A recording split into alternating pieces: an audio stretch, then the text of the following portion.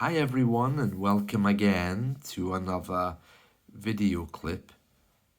Today I want to explore with you this idea that learning English must be practical.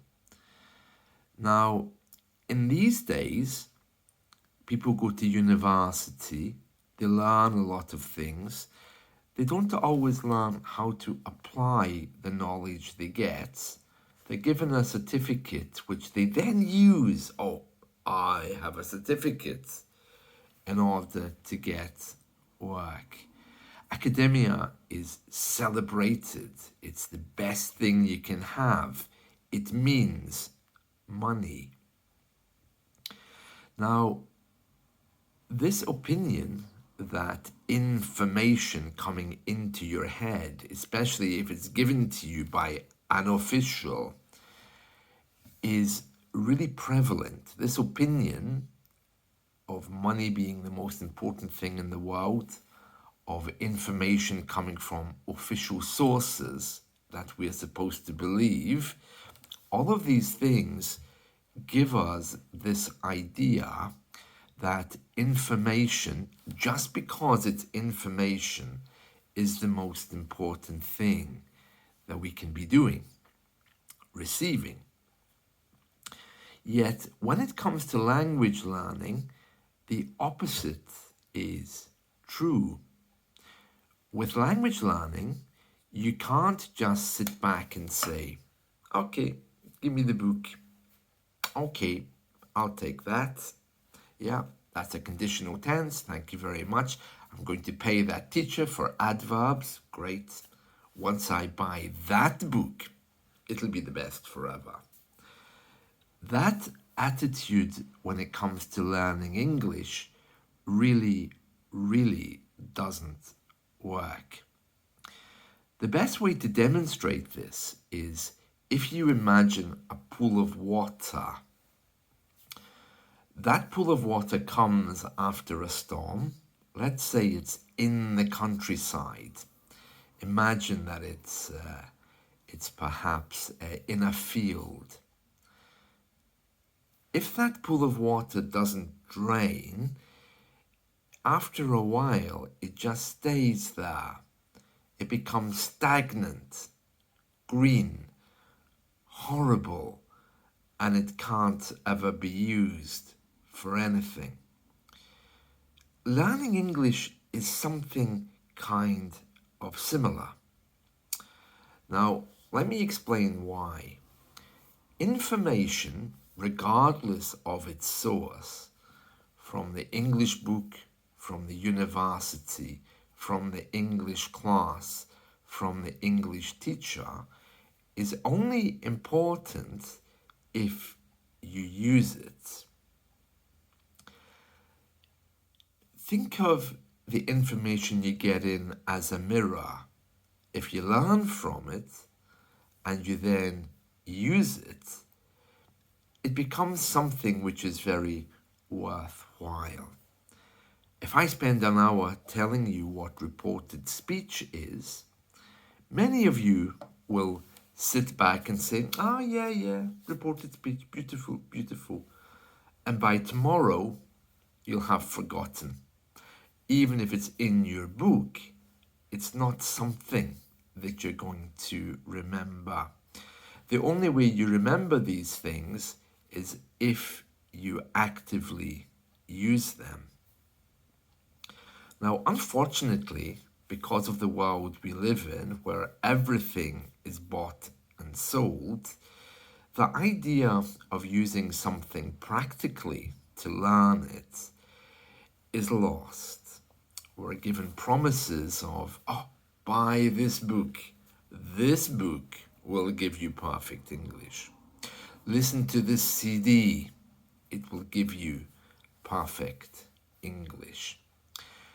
And then, of course, there are teachers. Come to me. I will give you English. I'm better than the others.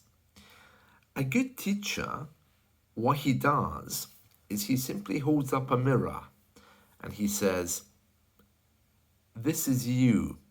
This is where you are. Look how great this is. Look how much you can learn. You can do it. And he helps you to grow. He helps you to see the possibilities, and he motivates you into learning. Now, that's a very different thing from me saying, wow, I have information, you give me money, I give that to you. That's perhaps the lowest and most dysfunctional way. And what's perhaps worse is silence after learning. That can be a little bit violent. Let me just explain what I mean by that. So I'm explaining, let's say, reported speech.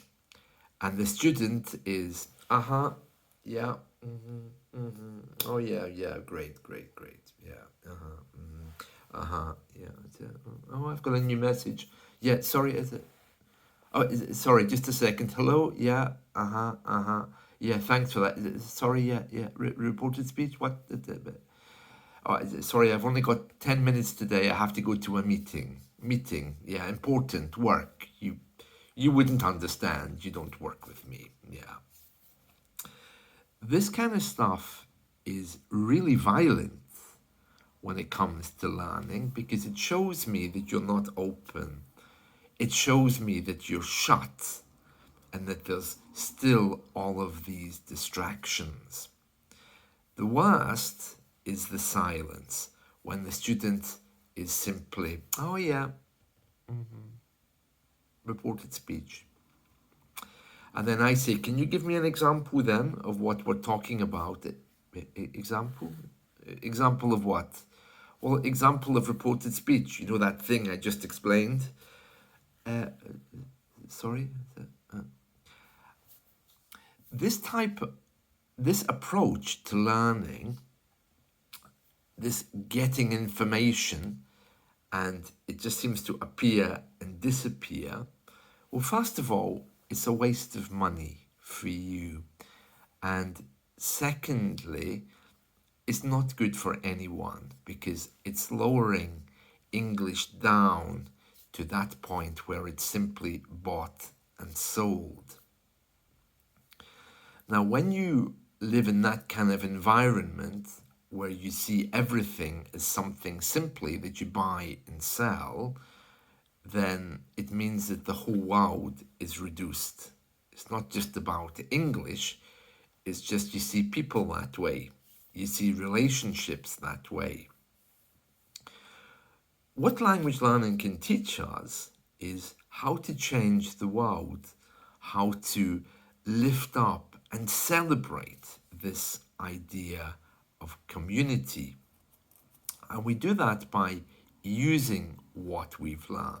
Now, I do understand that not all of us like to be around other people, especially these days. But it's really important that whatever is coming your way, you don't just absorb it. You have to use it in order to remember it. It has to become practical.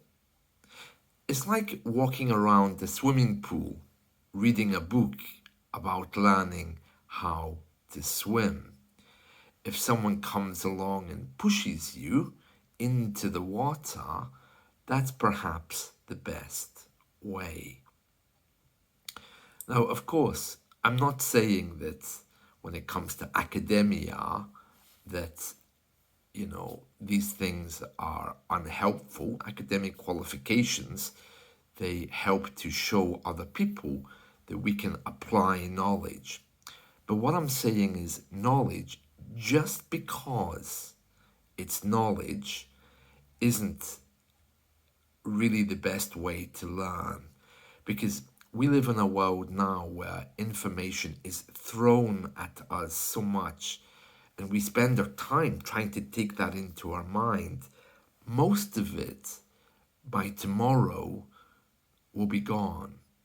And the stuff that survives is the stuff that you use. you have to be very careful with this because there's so much stuff coming your way, and it can change not only your psychology but also how you feel.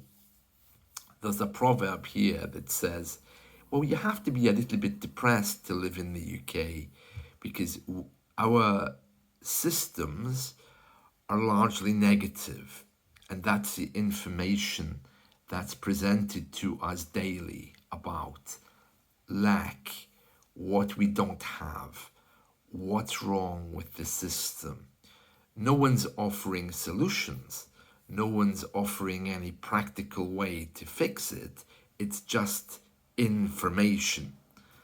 And that information may not even be correct. It may just be a pulling of statistics in order to reach some kind of wrong or fake conclusion.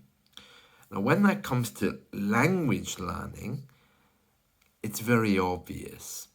Let me just give you a very quick example of how language itself can affect how you think.